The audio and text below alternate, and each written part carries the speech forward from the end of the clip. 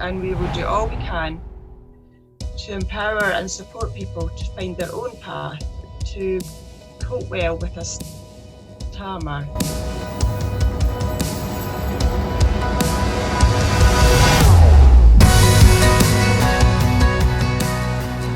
So, my name is Cheryl King, and I am a trustee of the Scottish Stammering Network.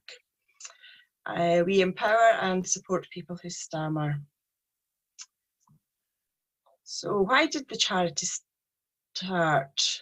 In 2012, our chairperson, James Stewart, and 2 others held an initial focus group in Glasgow to find out if there was any interest in setting up a Glasgow support group for people who stammer.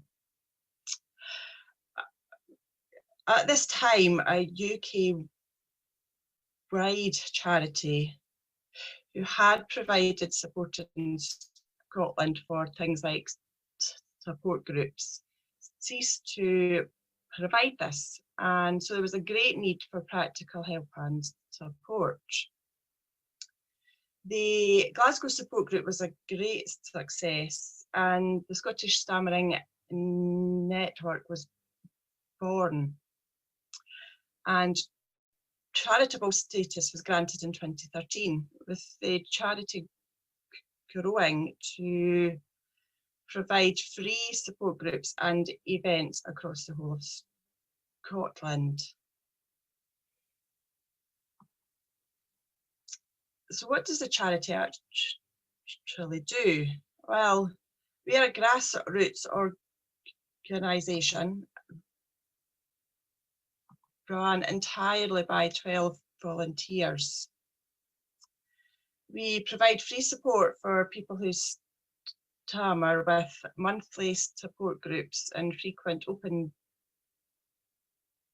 days, all of which are free to attend, and we always have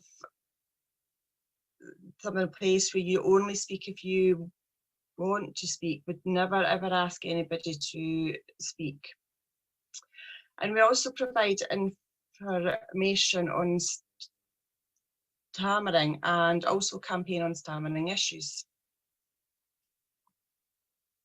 What is our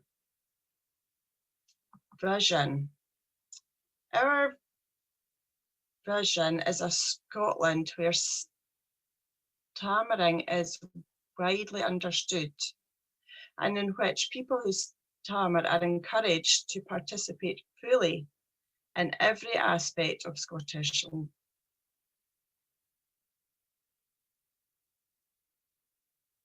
life. What are our values? We are impartial.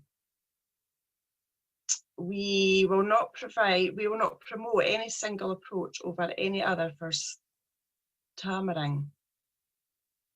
We are friendly and welcoming. We encourage the active participation of people from all parts of the stammering community. We are supportive and empowering. A stammer affects everyone differently, and we fully recognise this, and we will do all we can to empower and support people to find their own path to cope well with a stammer through the services, information and opportunities that we provide. How is the charity organised and funded? As previous, we are run by a committee of 12 people, and 3 of those committee members are speech and language therapists. Our funding comes from donations and a charitable trust. We have no core funding from the Scottish Government or the public sector. We support and empower people in Scotland to stammer. We also support the families of people in Scotland who are affected by stammering. And we raise awareness and understanding of stammering in Scottish society. We also campaign against systems, structures and attitudes in Scotland which discriminate against people who stammer or which prevent them from fully participating in Scottish society.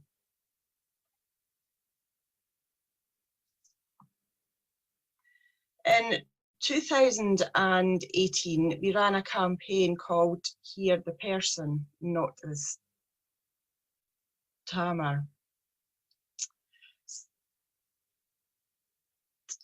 Stammering can affect everyone in unique ways, and we professionally produced a series of 6 short videos highlighting this. These videos focused on some of the struggles we can face and how we have tried to overcome these. The final video was released to the public on ISTAD Day 2018. All of these are available on YouTube if you just search for the Scottish Stammering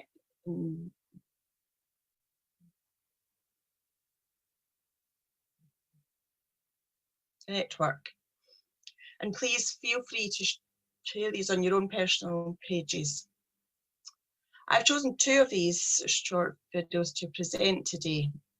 The first one, if it operates, is from Fraser, and Fraser is a young schoolboy from Glasgow, and he had to deal with a teacher who told him not to put his hand up in class to answer questions, and his was the one that was released on ISAD 2018.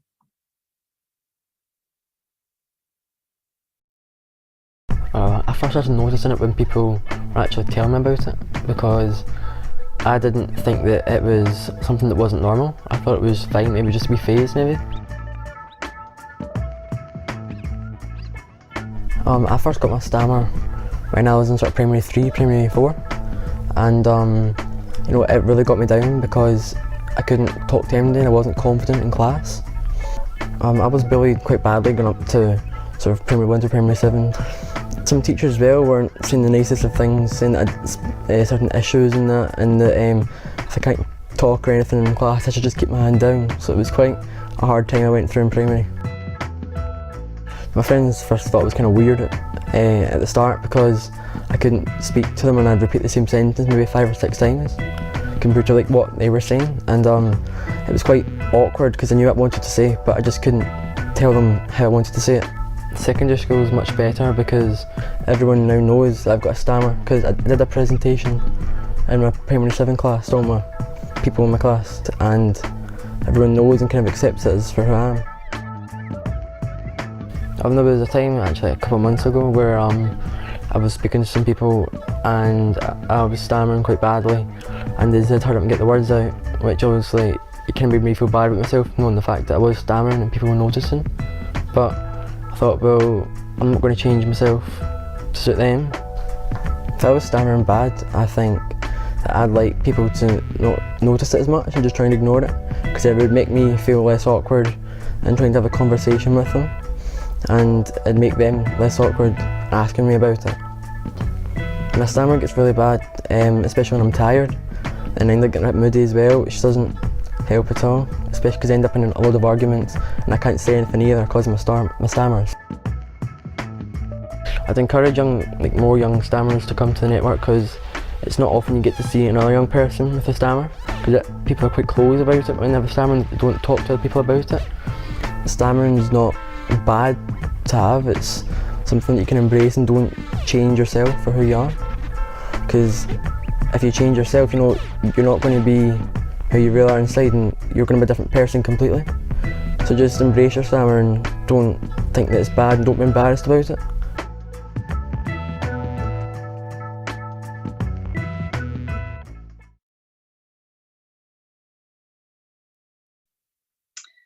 So that was Fraser, who was told not to put his hand up in class because he couldn't speak. So that was only a couple of years ago. So the next one is by Tim, and he was forced to leave his university course because of his stammer. And this is his response.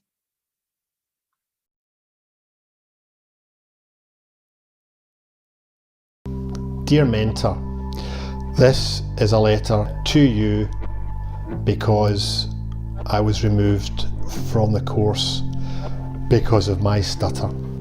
For over 20 years I've been actively working on my own speech, building my confidence. In my work placement I use deliberate disfluency. This advertises that I deal with a stutter and puts me in control of what I stutter on. I tried to explain to you what I was doing and why I was doing it, but your ears were closed. You went on and made note of it in my logbook that I was to disclose to people that I stammered. But if you'd grasped the earlier statement about the deliberate disfluency, voluntary stuttering, you would have realised that this was a form of self-disclosure, and you wouldn't have put me in that humiliating position. You ridiculed me that such and such a person had never heard of anything as ridiculous as deliberate disfluency. Eventually, you had me illegally removed from the course, which I successfully appealed and got back onto. Your actions, mentor, were difficult to deal with at the time and left me feeling low, confused and upset. I wanted to speak with you to raise awareness about stuttering, but you were closed off to the idea. I do not dislike you, mentor, and I'm still open to having that conversation. In a paradoxical sense, I should really be thanking you, as your hostility towards the stutter prompted me to work harder on my speech and raise awareness. Stuttering can be disabling, and people's attitudes towards people with stutters disabling also. This needs to change. Finally, mentor, I'd like to thank you for the challenge you posed and the progress I have made.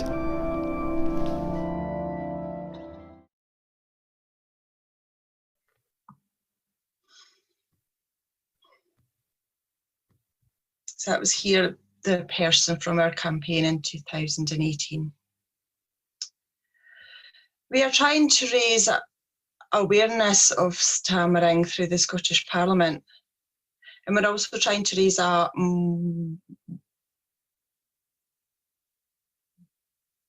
motion to have stammering awareness as part of teacher training.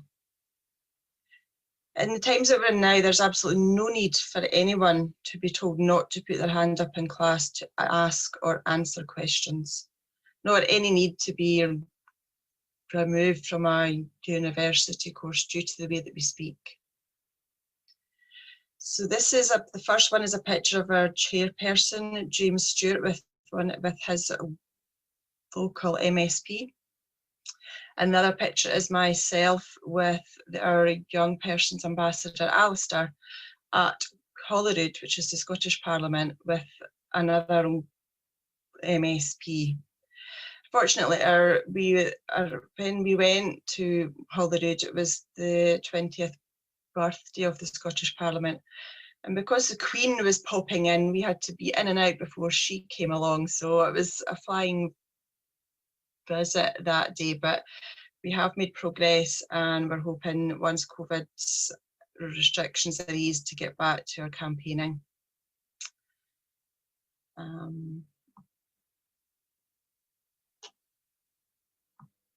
So continuing on for raising awareness, I'll go back one. We were approached by a speech and language therapist from the NHS. This is Tom here.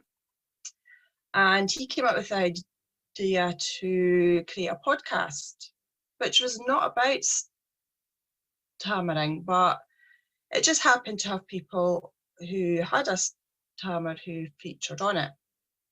This began in January 2019, and it was produced on a monthly basis almost.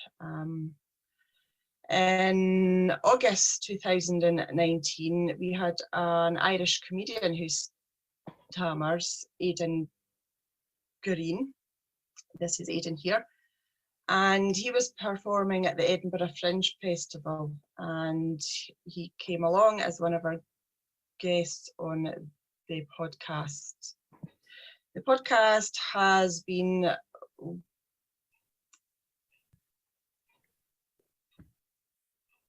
listened to as far afield as Uzbekistan and I think Australia too.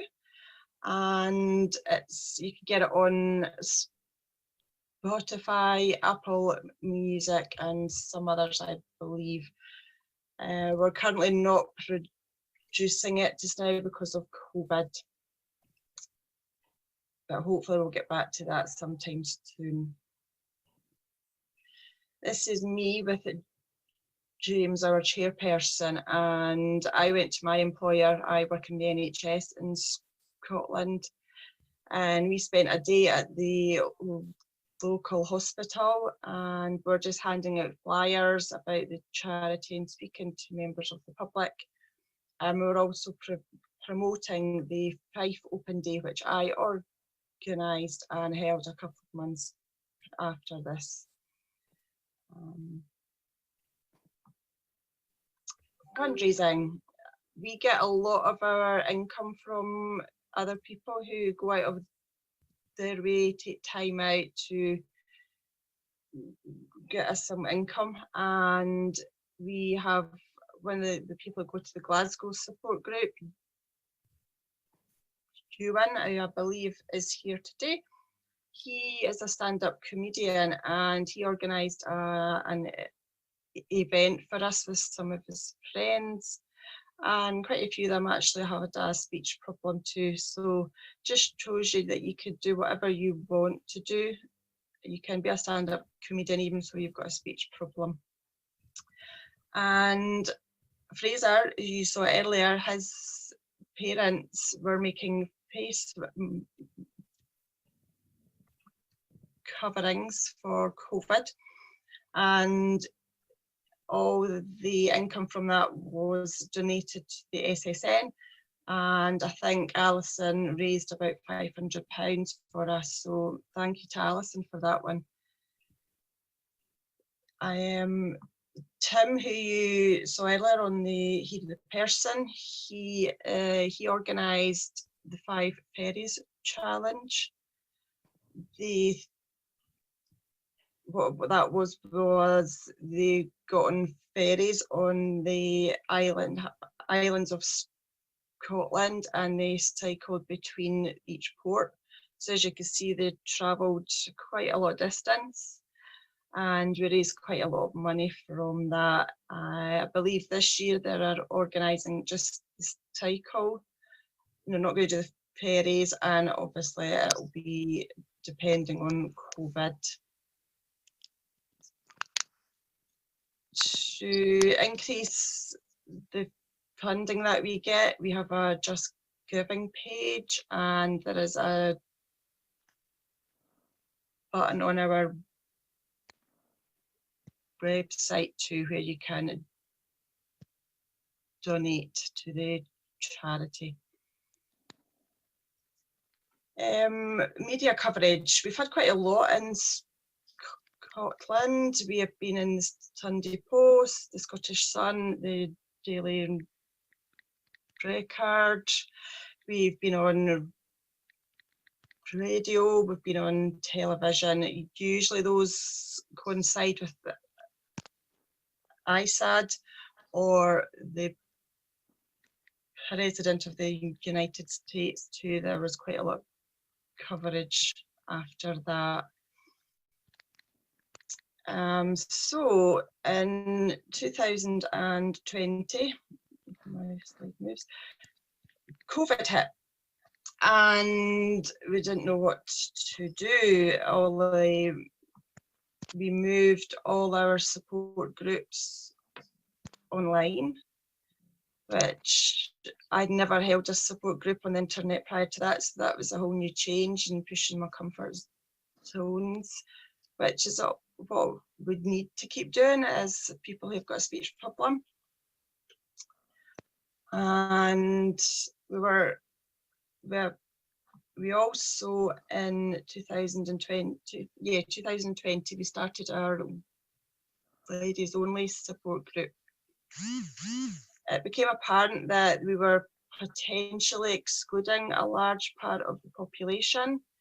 Some females can't attend groups because of religious reasons, unless it's females only.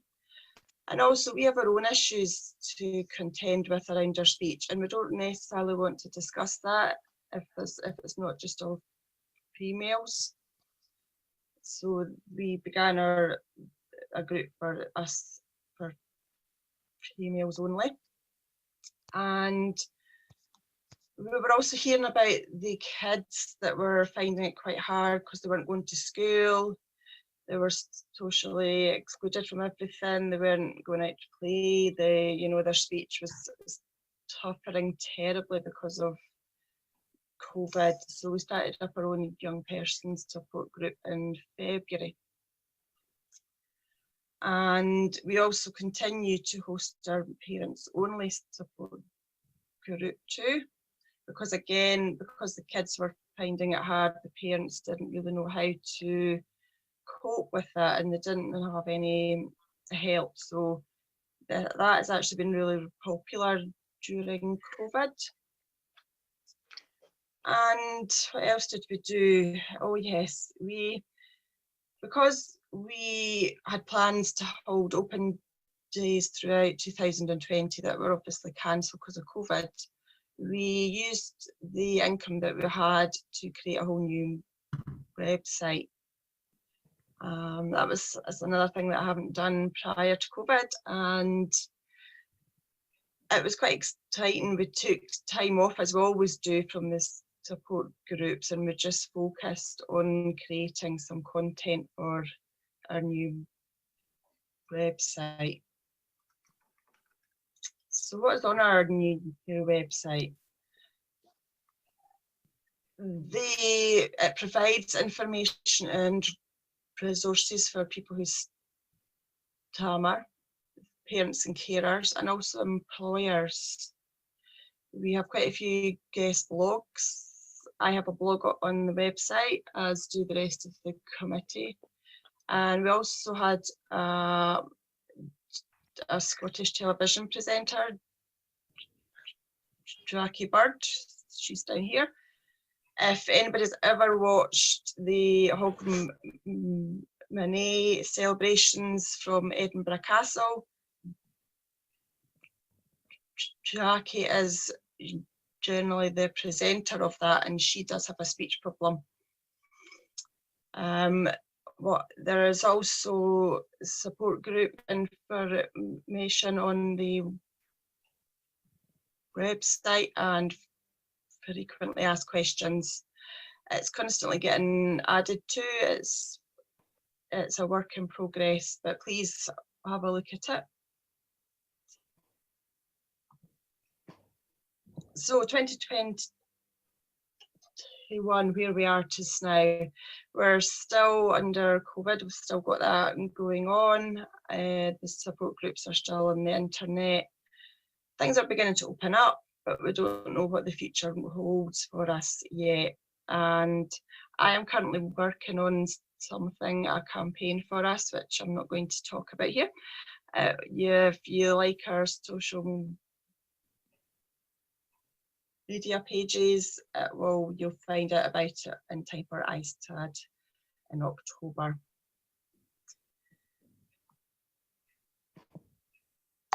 So my journey with my speech really began in 2018. Prior to that, from the age of 3, I've had a speech problem. I'm now 43. So basically I've always had a speech issue. I was terrified to speak. I didn't speak to many people. I didn't pursue the career in chartered accountancy that I hoped, because I thought no one would employ me. So 2018, I finally plucked up the courage to attend an open day for the SSN in Edinburgh in Scotland. And that was the day that I reached my acceptance over my speech. Before I went in, I had an internal fight happening, saying you can't go in, you might have to speak, you can't do that, let's just head home. My other argument was, you have to do this, it will be fine. So walking up the stairs and practicing saying Cheryl King, Cheryl King, Cheryl King, because I knew they would ask me who I am. However, that didn't happen, and they just told me to take my hair was off and take a sticker and attach it to my top. So I didn't even have to say that. So that was a success. However, I didn't have the confidence to go in for a coffee and pastry first with everybody else. So I just went in where it would be held, and I was the first person there. So there were all these empty chairs, and I wanted to go and sit up at the back, hiding away and not make eye contact. But I thought, no, I won't. So I sat about halfway in an aisle seat. So I still had my exit plan just in case. And I just couldn't believe that I was there. And the first person I spoke to, I didn't know who he was at that time, but it turns out it was James, our chairperson, and he spoke to me, and he openly stammered, and I just couldn't believe what was that anyway. And I thought, because I never had that experience, I'd always hidden it. So then the next person I spoke to was Tim, who you heard from earlier on. And again, he openly stammered too. And I was just in awe of their courage. So then everybody else started coming in, and I put my head down and didn't make eye contact and read what was going to be happening. And it was very interesting. The event started, and I could not believe how many people had a speech problem. And I quickly felt at ease, and I made lots of new friends. And that was the day, as I say, that I reached my acceptance, and I am in a different place now. I have so much more confidence. I have found my self-esteem. On the way home from that, I knew then that I wanted to be a part of the SSN, and I wanted to start my own support group, which happened in August 2018. And I also became a trustee of the charity then too, and it was amazing. I still can't believe how far I've come. And I would say to anybody that the first thing that you need to do wherever you are is accept your speech problem. I still hate mine, but I've reached my acceptance over it now. And you need peer support too. I have gained so much courage and confidence from just speaking to others who speak a bit like me. And our community is fantastic. And I'm so glad that I've become a part of it. I've done so much since 2018. I've done podcasts. I spoke at our Glasgow Open Day to over 80 people. And yeah, I'm just in a different place now, and I'm so much happier. And I encourage everybody just to make contact. There are a few Facebook groups. Just ask your questions, and you'll get a lot of answers. A lot of different techniques, and so that would be what I would tell everybody to do, is reach your acceptance and then get peer support.